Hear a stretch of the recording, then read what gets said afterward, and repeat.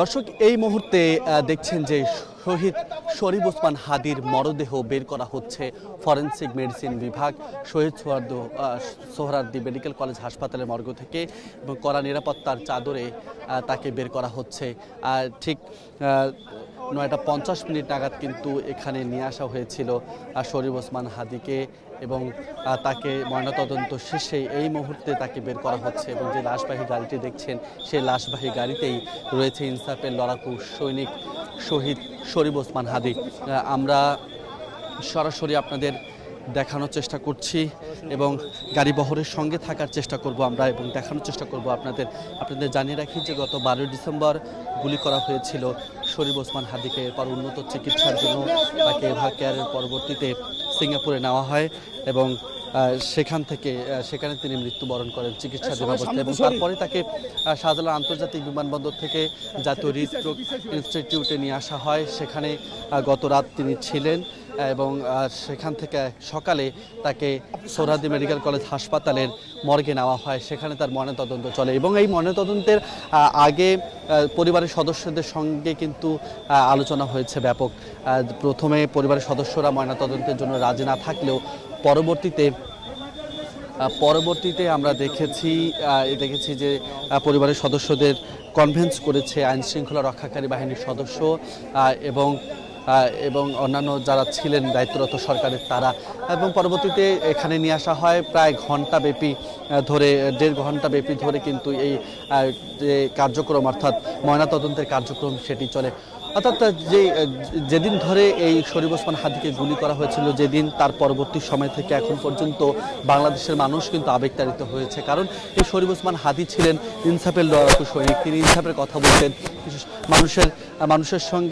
মানুষের সঙ্গে তার যে যোগাযোগ, তার যে মানুষের প্রতি ভালোবাসা এবং অন্যায়ের প্রতি তার যে প্রতিবাদী কণ্ঠস্বর, সেই কণ্ঠস্বর কিন্তু মানুষের হৃদয়ে জায়গা করে আছে। ডিজাইন, এলিগেন্স, বিউটি, সেরা পণ্য সবার জন্য জেভিকো।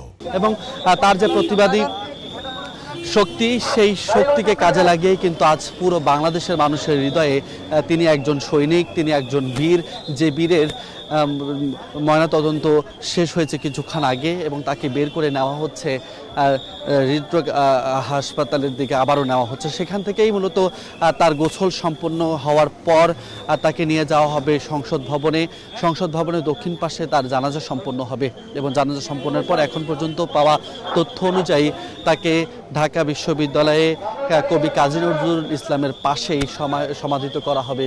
সেখানেই মূলত তার পরিবারের সদস্যদের ইচ্ছা ছিল সেখানে তাকে যেন কবর দেওয়া হয়, এবং সেই ইচ্ছে অনুযায়ী কিন্তু তাকে সেখানে কবর দেওয়ার সিদ্ধান্ত নেওয়া হয়েছে। এই মুহূর্তে আমরা দেখছি যে যৌথ বাহিনীর কড়া নিরাপত্তার মধ্য দিয়ে শরীফ ওসমান হাদিকে নিয়ে যাওয়া হচ্ছে আবারও জাতীয় হৃদরোগ ইনস্টিটিউট হাসপাতালে। সেখানেই মূলত তাকে গোসল করানো হবে। মার্কাজুল ইসলামের সদস্য যারা রয়েছেন তারা এসেছেন। অর্থাৎ এই গোসলের আনুষ্ঠানিকতার মধ্য দিয়ে চিরবিদায়ের পথে ইনসাফের লড়াকু সৈনিক ওসমান হাদি যাত্রা শুরু করবেন মহাকাশের অন্তে। এই যে যাত্রা কাঁদিয়েছে দেশের হাজারো মানুষকে, কাঁদিয়েছে লক্ষ কোটি মানুষ তার জন্য দোয়া করছেন। সেই সঙ্গে যদি জানিয়ে রাখতে চাই যে যখন থেকেই মূলত শরীফ ওসমান হাদির গুলির খবর ছড়িয়ে পড়েছিল, আমরা দেখেছি যে তার প্রতি যে মানুষের ভালোবাসা, সেদিন ঢাকা মেডিকেল কলেজ হাসপাতালে ছুটে এসেছে মানুষ, চিৎকার করে কেঁদেছে, কেউ আর্তনাদ করেছে, কেউ সেখানে দাঁড়িয়ে দোয়া করেছে। অর্থাৎ একজন মানুষ যখন মানুষের জন্য কথা বলেন, মানুষের গ্রহণযোগ্যতার শীর্ষে পৌঁছে যান, সম্মানবোধের শীর্ষে পৌঁছে যান, ঠিক তখনই হয়তোবা এমন ভালোবাসা মেলে যেমন ভালোবাসা এই শরীফ ওসমান হাদি পেয়েছে। আমরা ভিড়ের মধ্যেও আপনাদের সরাসরি দেখানোর চেষ্টা করছি।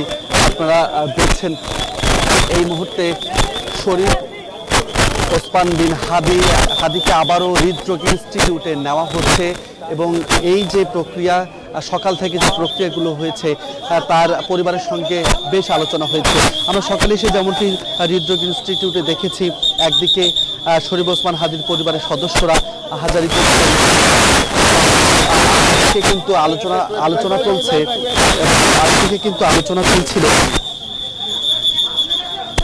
একদিকে কিন্তু আলোচনা চলছিল যে তার এই ময়না তদন্তটি হবে কিনা, যেহেতু শরীফ ওসমান হাদি তিনি বিদেশে চিকিৎসাধীন অবস্থায় মারা গেছেন, সেই জায়গা থেকে কিন্তু বারবারই বলা হচ্ছিল যে তার তদন্তটি যেন হয়, এবং সেই ময়নাতদন্তটির জন্য সকাল থেকে পরিবারের সঙ্গে আইনশৃঙ্খলা রক্ষাকারী বাহিনীর সদস্য যারা রয়েছেন তারা কথা বলেছেন, সরকারের ঊর্ধ্বতন কর্মকর্তাদের পক্ষ থেকে কথা বলা হয়েছে, এবং সকল আলোচনার মধ্যেই বারবারই কিন্তু প্রাধান্য পেয়েছে, যেহেতু তার বিচার নিশ্চিত করতে হবে। এবং শরীফ ওসমান হাদি বলেছিলেন যদি আমাকে মেরে ফেলা হয় সেটি যেন নতুন বাংলাদেশে যেন তার সেই বিচারটি হয়, সেই আকাঙ্ক্ষা তিনি ব্যক্ত করেছিলেন।